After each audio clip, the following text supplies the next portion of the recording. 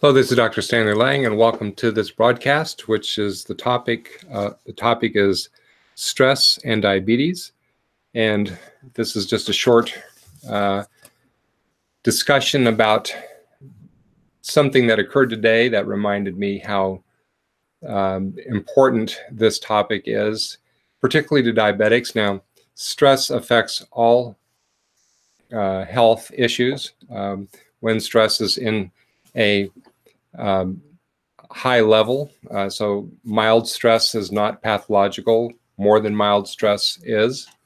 And one way that we can simply define stress is what's some people call the reality expectation gap. So when what your reality is far away from what you want it to be, there is a stress response inside that is a chronic stress response. And when that gap is small, the stress is small. So having a small gap, something you can sort of aim for, you can achieve, that's not harmful to the body. It actually energizes the body. But when the gap is huge, and it doesn't matter what part of your life is, we're talking about whether it's in your work life, your family life, your personal health life, your spiritual life.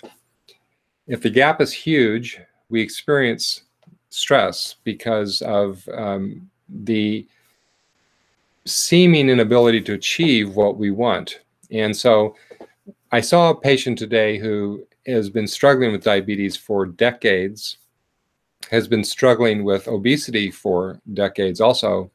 And she is often in a very high stress situation. And when stress levels are high, her body is so sensitive to this that she needs a whole lot more medication to control her diabetes. Now, when she's able to move into ketogenic eating, diabetes control becomes much better. But even then, stress plays a huge role because the stress hormones cause the blood sugar to go up.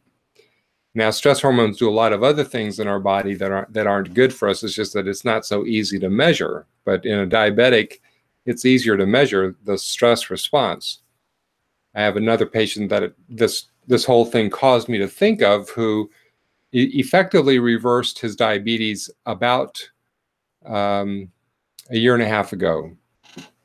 And he had been working with the program that we've created diligently, and then kind of hit this brick wall, and he was in really good control, but hadn't completely reversed his diabetes. And then I just sort of a light went off in my head, and I realized this person is in such a high stress job that has to be the thing that's holding him back.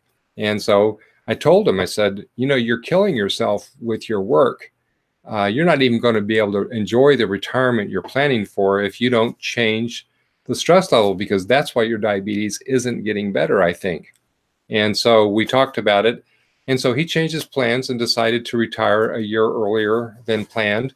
And almost immediately, his stress levels dropped, his diabetic control improved, and he achieved normalization of his numbers. He had been doing all the things right. He'd been doing the eating right. He'd been exercising more than sufficiently. And in spite of that, he hadn't been able to reverse his diabetes.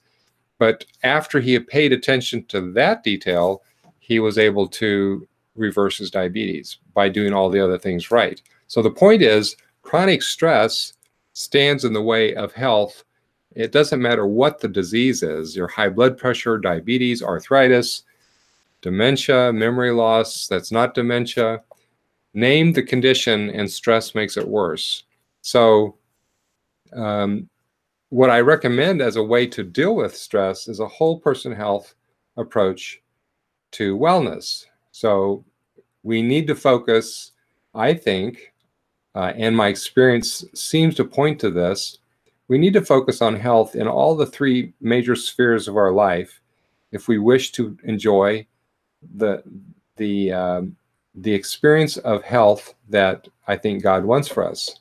So these intersecting circles show the connection between these different spheres of us. We cannot ignore one of these spheres without paying a significant cost in our health and in our wellness.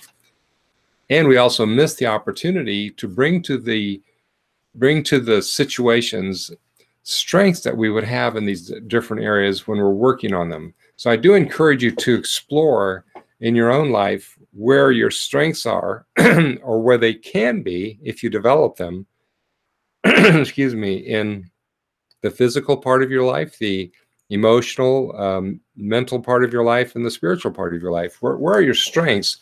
Bring them to the fore every day, and you will be a lot healthier and a lot happier. I wish you well. God bless, and have a great day.